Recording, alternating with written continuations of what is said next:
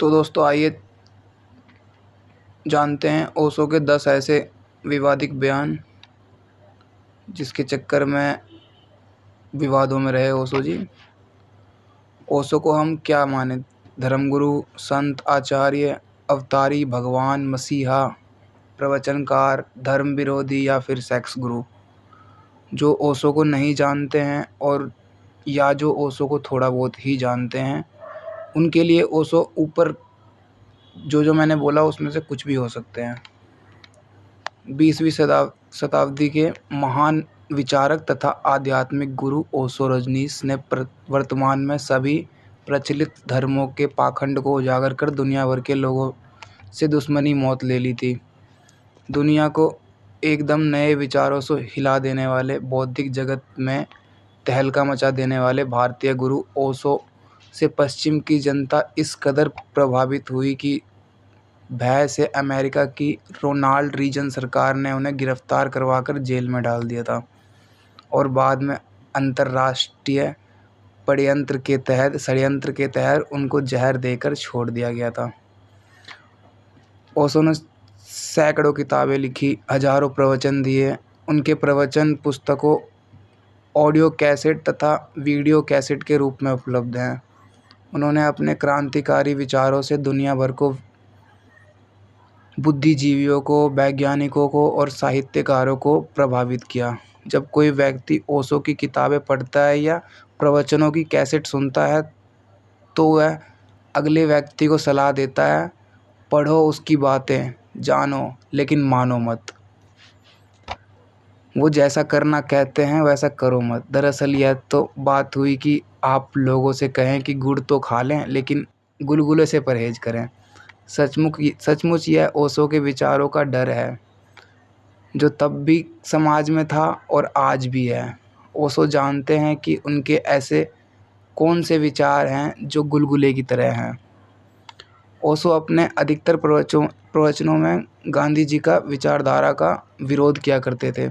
उनका मानना था कि यह विचारधारा मनुष्य को पीछे ले जाने वाली विचारधारा है, यह आत्मघाती विचारधारा है। ओशो कहते थे गांधी गीता को माता कहते हैं लेकिन गीता को आत्मसात नहीं करते, मानते नहीं, क्योंकि गांधी की अहिंसा युद्ध की संभावनाओं को कहीं रखती ही नहीं थी। तो गांधी उपाय खोजते हैं। वे कहते हैं कि यह जो युद्ध है यह सिर्फ रूपक है, यह कभी हुआ ही नहीं। कृष्ण की बात करते हैं गांधी, कहते हैं कृष्ण तो कहते हैं तू लड़, और लड़ने के लिए जो तर्क देते हैं वह ऐसा अनूठा है जो कि इसके पहले कभी भी नहीं दिया गया था। परम अहिंसक ही दे सकता है उस तर्क को। ओशो कहते हैं मेरी दृष्टि में कृष्ण अहिंसक हैं और गांधी हिंसक। दो तरह के लोग होते हैं, एक जो दूसरे के साथ हिंसा करते हैं और दूसरा जो स्वयं के साथ हिंसा करते हैं। गांधी दूसरे किस्म के व्यक्ति थे। ओशो की एक किताब है अस्वीकृति में उठा हाथ। यह किताब पूर्णतः गांधी पर प्रेरित है। ओशो कहते हैं कि महात्मा गांधी सोचते थे कि यदि चरखे के बाद मनुष्य और उसकी बुद्धि द्वारा विकसित सारे विज्ञान और टेक्नोलॉजी को समुद्र में डुबो दिया जाए तब सारी समस्याएं हल हो जाएगी। और मज़ेदार बात, इस देश ने उनका विश्वास किया, और ना केवल इस देश ने बल्कि दुनिया के लाखों लोगों ने उन पर विश्वास किया कि चरखा सारी समस्याओं का समाधान कर देगा। वर्ष 1970 में मनाली के एक ध्यान शिविर में श्री कृष्ण मेरी दृष्टि में प्रवचन माला के साथ साथ ओशो के नव संन्यास आंदोलन का सूत्रपात हुआ। इस दौरान उन्होंने दुनिया भर के धर्मों में प्रचलित संन्यास से भिन्न एक अलग तरह की सन्यासी होने का कॉन्सेप्ट रखा। ओशो ने एक हंसते खेलते अभिनय संन्यास की प्रस्तावना की। इस संन्यास में कोई त्याग और पलायन नहीं है, बल्कि ध्यान द्वारा स्वयं को रूपांतरित करके जीवन को और सुंदर व सृजनात्मक बनाने की भावना है। संसार में रहते हुए संसार का ना होना। कामलवत जीना, अतीत की स्मृतियों और भविष्य की कल्पनाओं से निर्भर होकर क्षण क्षण होश में जीना ओशो का नव संन्यास है। इस नव सन्यासी को कोई भगवा या गेहुआ वस्त्र पहनने की जरूरत नहीं, माला और नियमों का पालन करने की जरूरत नहीं, पूजा पाठ, ईश्वर प्रार्थना आदि करने की जरूरत नहीं, बस प्रतिदिन ध्यान करने की शर्त है। ओशो की नज़र में सन्यासी वह है जो अपने घर, संसार, पत्नी और बच्चों के साथ रहकर पारिवारिक सामाजिक जिम्मेदारियों को निभाते हुए ध्यान और सत्संग का जीवन जिए। उनकी दृष्टि में यह एक संन्यास है जो इस देश में हजारों वर्षों से प्रचलित है। ओशो कहते हैं कि आपने घर परिवार छोड़ दिया, भगवे वस्त्र पहन लिए, चल पड़े जंगल की ओर। वह संन्यास तो त्याग का दूसरा नाम है।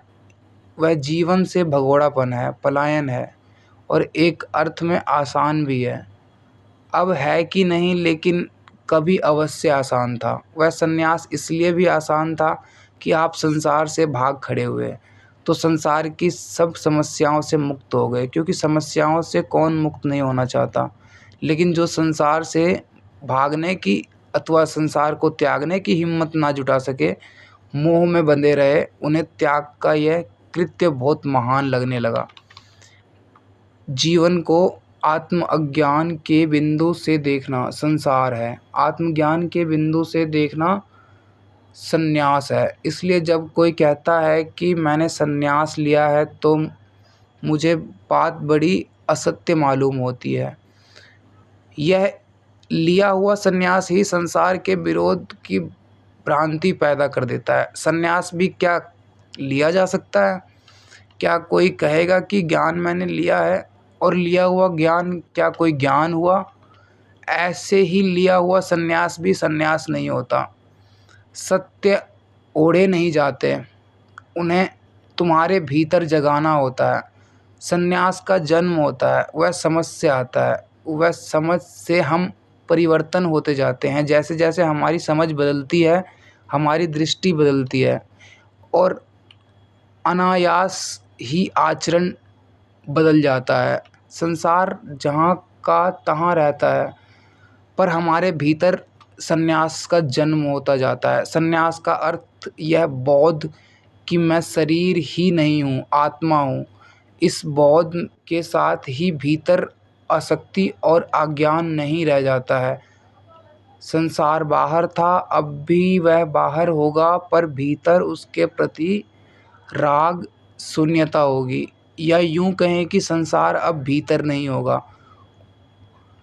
ओशो कहते हैं कि जोरबा का अर्थ होता है एक भोग विलास में पूरी तरह से डूबा हुआ व्यक्ति, और वृद्धा का अर्थ निर्वाण पाया हुआ। जोरबा केवल शुरुआत है। यदि तुम अपने जोरबा को पूर्ण रूपेण अभिव्यक्त होने की स्वीकृति देते हो तो तुम्हें कुछ बेहतर, कुछ उच्चतर, कुछ महतर सोचने के लिए बाध्य होना पड़ेगा। वह मात्र वैचारिक चिंतन से पैदा नहीं हो सकता, वह तुम्हारे अनुभव से जन्मेगा, क्योंकि वे छोटे छोटे वृद्ध अनुभव उकसाते वाले हो जाएंगे। गौतम बुद्ध स्वयं इसलिए बुद्ध हो गए क्योंकि वे जोरबा की जिंदगी खूब अच्छी तरह जी चुके थे। पूरब ने इस बात पर ध्यान नहीं दिया कि 29 वर्षों तक बुद्ध इस तरह जिए जैसे कोई जोरबा कभी न जिया होगा। ओशो कहते हैं, दरिद्र का नारायण कहने से ही इस देश में दरिद्रता फैल गई है। यदि आप दरिद्रता और गरीबी को सम्मान देंगे तो आप कभी भी उससे मुक्त नहीं हो पाएंगे। मेरा सन्यासी ऐसा होना चाहिए कि वह पहले धन पर ध्यान दे, फिर ध्यान पर। ओशो पर आरोप है कि वे सिर्फ अमीरों के गुरु हैं। उन्होंने पूंजीवाद को बढ़ावा दिया। उनके पास लगभग 100 रोल्स रॉयस कारें थी। वे कभी गरीबी का पक्ष नहीं लेते थे। ओशो कहते हैं कि दुखवादी नहीं, सुखवादी बनो। सुखी रहने से सूत्र ढूंढो तो समृद्धि स्तृत हो जाएगी।